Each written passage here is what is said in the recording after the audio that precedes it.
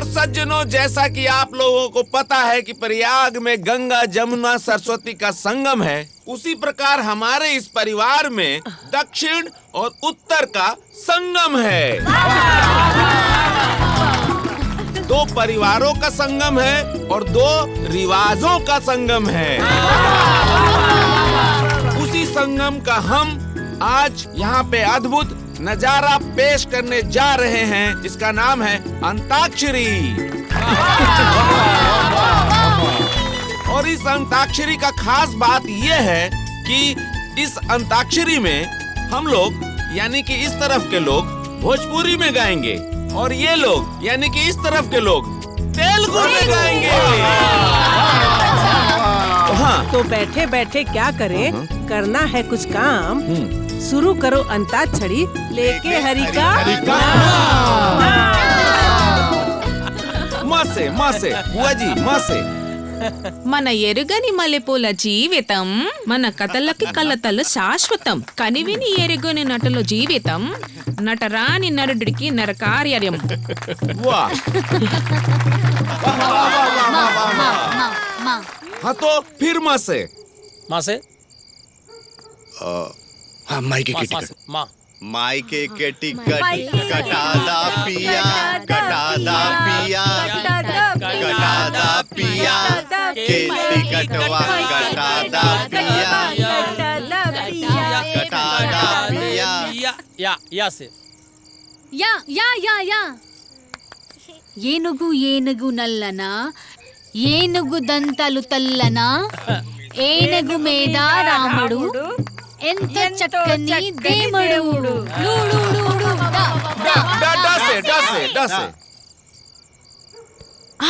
डले पानी दूध में हरदिया, दरदिया दरदिया अम्मा जी। डले पानी दूध में हरदिया, डले पानी दूध में हरदिया, दरदिया कोई अम्मा जी। जैसे जैसे टिक टिक 1, टिक टिक 2, टिक टिक 3।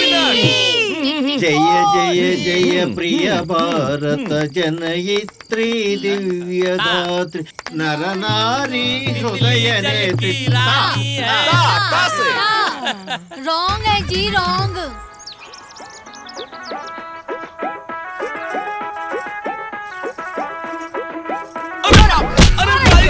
मारा मारा और मारा।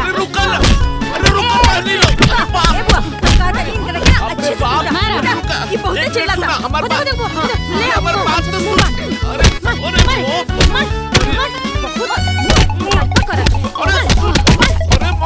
अरे बुआ रुक काहे गनी और मारी यही लाइक बड़े। एली बुआ ली।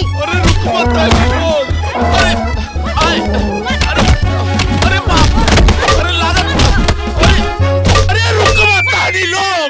रुक जा, जान मारे मुका हमरा के। पहले ही बताओ हमरा के इतना काहे मारल जाता। अरे तोरा के बोला नहीं है जा, तू साउथ इंडियन में विपक्षी बदले के कि पक्षी बने खाती, आ तू जाके कन्या में दाल बदल ले हैं? पार्टी बदल ले ला भैया। अरे दाल ना बदलनी है, पार्टी भी ना बदलनी है। बिजनेस के बात कही नहीं है, बिजनेस के सेटिंग कही नहीं है। तोहरा के उहे ऑल बकलोल बकचोनर साउथ इंडियन वालन से बिजनेस जमावे के रहल है। पैसा मिली, पैसा कुल चीज हो गई बा। हाँ, पैसा।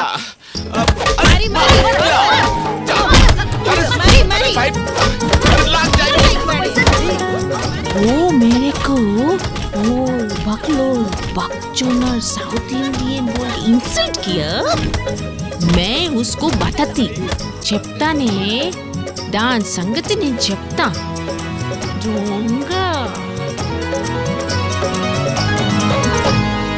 बाप रे बाप।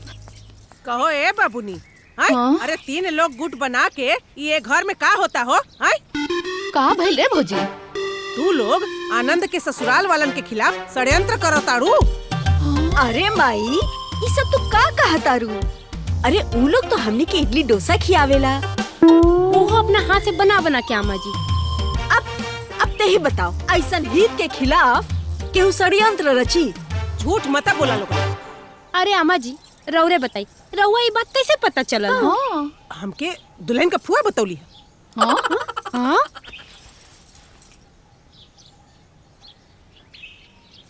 अरे एकरा कुछ बुझाला जे एकरा पे तू भरोसा करत? अरे हाँ।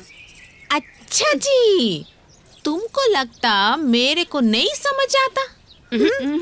तो ओल, बकलोल, बकचोनर, साउथ इंडियन किसको बोला? दिन रात तुम लोगों का भोजपुरी सुन के मेरे को भी थोड़ा समझ में आता जी। ए जी एने आए, खाना खाइनिया, गोर लगतनी।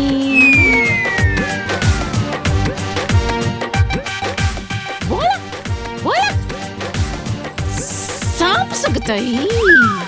बोला लोग बोला, चुप काहे बाड़ू लोग? आय अरे भागन, घर में छुप के सबके बात सुनत अरे तू। अब किन का दे पैड मखो डालू। ए बुआ तरह की गाली दे दिया। हां अरे मुंह नोचले तो मुको कोरस्तने। अरे छोटा नोचले पांदी पांदी मिलू। अरे सुखंडी हो गए बड़े तू तो। अंटलो मखंदाई। अरे तू पागल आलू तिरी तिरी डोपड़ा तैयार हवे। अरे तू आलू खात खात इतना मोटा गइलू हा, ये का तारी? चावल का के इडली डोसा सांभर वड़ा सुखंडी हो गई बड़े। हां आओ बे आओ। अरे सुखंडी जे को अरे पागल तू मखंदा पैड मखो।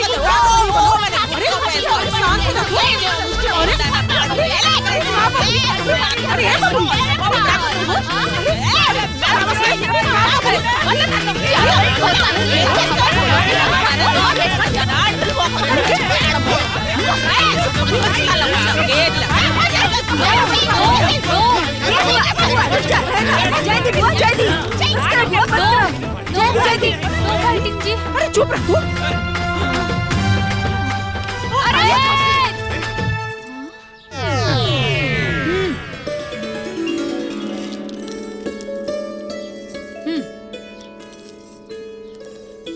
एल पेने लीवे कोलो मीठा बोलो।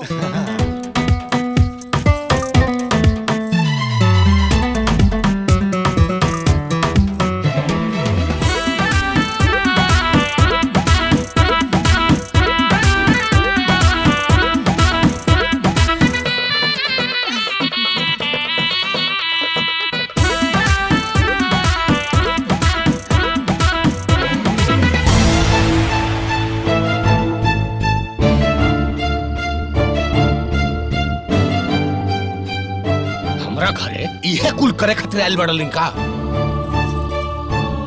ये घर में ही ताई वालू है तो एगो प्रतिष्ठा होके चाहिए। वो लोग का सोचते हैं हमने के बारे में?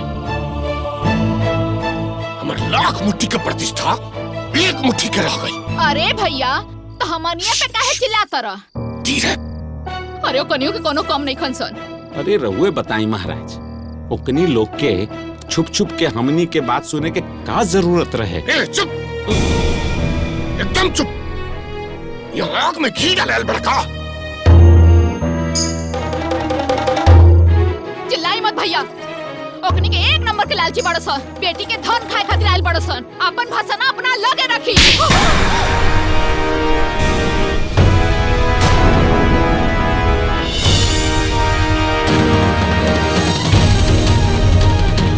चल निकल, निकल जैसे, निकालिए जैसे। वाह भैया वाह, एकनी सबके चलते हमनी के कोनो वैल्यू नहीं। राउर सबके हित हवन जा त राउर लोग कपार पे बैठा के रखी, लेकिन रउआ के होखे नहीं बुआ के थप्पड़ मारे वाला। करे ते अपन बाबूजी से जबान लड़त पड़ी। करे ये कौन लड़त हो रे? तो हनी सबे हित नाथ के पीछे पड़ गल बड़ी सन। कान खोल के सुन ला सबे लोग। हमनी खातिर अपन मान प्रतिष्ठा से बढ़ के पूछाऊ नहीं के। एगो बात सब लोग समझ ले, अगर केहू के वजह से जे केहू भी हमरा घर के माहौल बिगाड़ी ओकरा हमरा घर में रहे के कोनो जरूरत नहीं है, चाहे केहू हमार बेटी हो के।